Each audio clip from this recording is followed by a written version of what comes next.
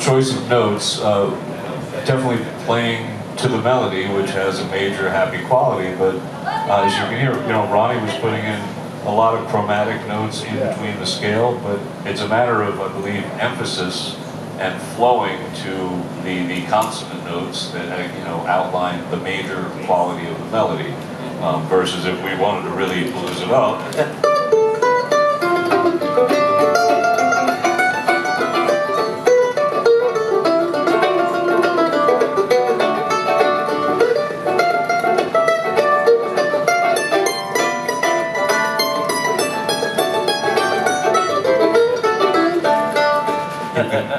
It's where you're landing and where you're putting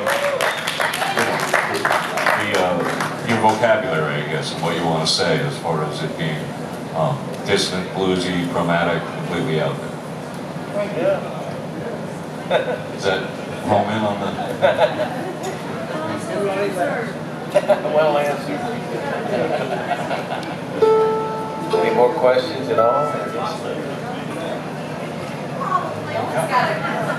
Yeah, John, you played 1759 last night, and you run it in different band players. Is that an octave mandolin that you're using?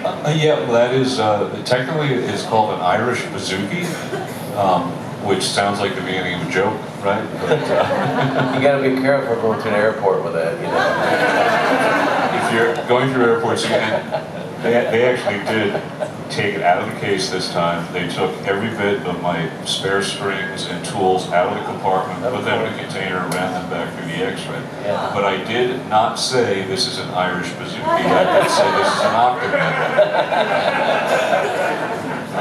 And technically, long and short of that is back in the late 60s, 70s, and kind of a new wave of Irish traditional music, specifically bands like Planksty. Yeah. They got hold of a traditional Greek bouzouki, which has a rounded bowl back, long neck.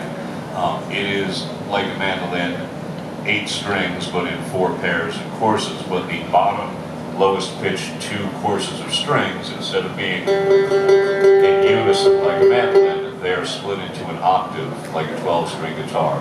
And the Irish guys tuned it an octave lower than a fiddle. They liked the very drony quality that it provided. It worked, for the Irish music, what we were referring to before as the modal ancient tones. Yeah. So eventually, instrument builders, luthiers, began building them more in a guitar-style body, kind of like what I have, instead of that Greek bowl back.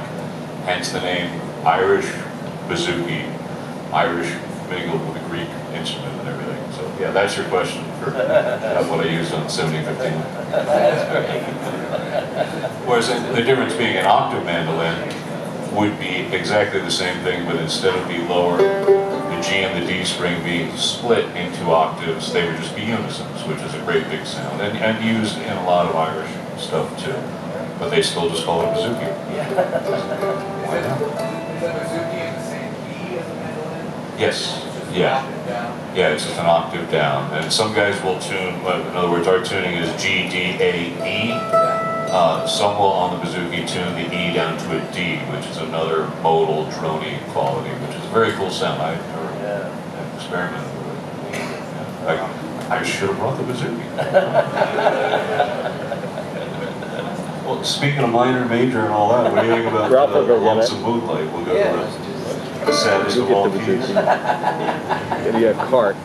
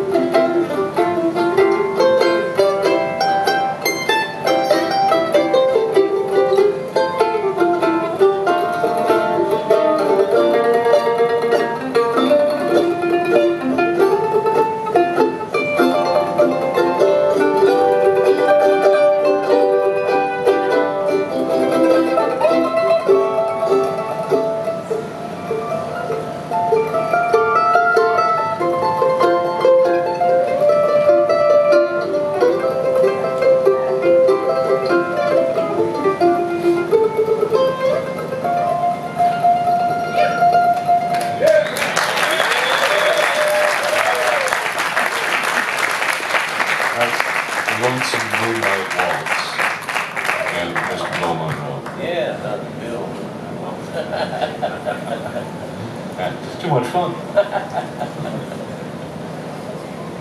Now, we'll just keep picking unless you have any questions. I don't know if you got any, but if you don't, we'll There just we go, keep here. picking. There's one. You ever experiment with Open tuning. Open tuning. I have. I don't do it much. But mainly it's because of a Bill Monroe tune it's an old tune he called Get Up John. And it's, he learned from his Uncle Penn, and it was open tuning. And right now, I don't know, it's just like John talked about. These are pairs of strings, and each pair is tuned different. And there's a D that, these aren't, they stay the same. But the A, I think, stays the same, but the E and the G's are tuned differently. Yeah. It's a beautiful sound. I just don't do it enough. So is Yeah. that an open D tuning? Open D? Yeah, like, I guess it would be. I mean, I don't, you know? You know, I don't really know, you know, often when we talk about open tunings, you think about a banjo. If you just strum it all open strings, it is normally tuned to just a G chord. So you're starting with that, and of course there are various tunings for it. In guitar in particular, there are a lot of different open, when we say an open tuning, you know, you're changing the notes often to give you a chord without having to fret anything as a starting place for a different sound. I don't think it's as common, other than, as Ronnie said, that Monroe tune. Yeah, there's not a whole lot. On mandolin, there are some old-timey fiddle tunes where they will change things like dropping the E string to a D for a drone effect. Again, a lot of it going back to the Scots-Irish tradition, and that whole fiddling tradition really goes back to the Ilian pipes, the Irish bagpipes, which employs a lot of drones and everything. Their concept of harmony was not, you know, this is how many hundreds of years ago, Yeah. not exactly aligned with ours, where we think of a chord progression, a 1, 4, and a 5 and everything. Everything was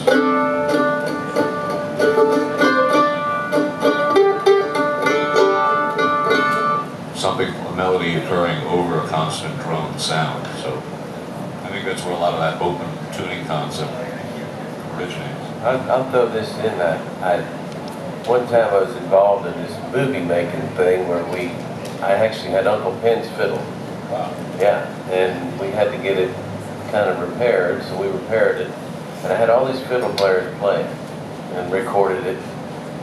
And it sounded the best in an open tuning, which he used a lot. When it was tuned standard, it wasn't as good. I'm dying to know, how did you come by Uncle Penn's fiddle, and how is it still Well, around? of course, it was in Kentucky, and it's at the Bluegrass Music Museum now. But at the time, we had found it, and it wasn't me myself, but I was in charge of doing the music. And I got about a dozen of the greatest fiddle players you can think of around Nashville to play it and record it. And they all played it open, but when they tuned it, that's when it really sang. Open tuning, yeah. And does everybody here when we speak of Uncle Penn? I mean, Oh, yeah, everybody sorry. knows the song Uncle Penn, but Sorry. who was Uncle Penn? Yeah. Yep. It was Bill's uncle, Penn Vanderveer was his name. And I believe he was originally from, I think they were from Holland, I believe, that side of the family. That was his mother's side. Anyhow, he was an old-time fiddle player in the state of Kentucky, and I guess he knew an awful lot of tunes, and that's where Bill Monroe learned. Sitting beside him playing the mandolin. And Arnold Schultz, who was a guitar player, fiddle player, he was a black man from that region, and he just went into the Hall of Fame this year. Never been recorded, but his influence is immeasurable with the music. And Uncle Penn was, he would play all the square dances. He was a square dance caller. Yeah. Traveled around and played, and you know, again, we can't say how important that Scots-Irish fiddle tradition that settled and became isolated in the Appalachian Mountains for so many years, then evolved into bluegrass, into what Uncle Penn was playing, you know, for dances and things, and So true. that Bill absorbed. Yeah, yeah.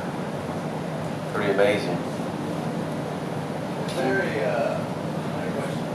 Is there one of the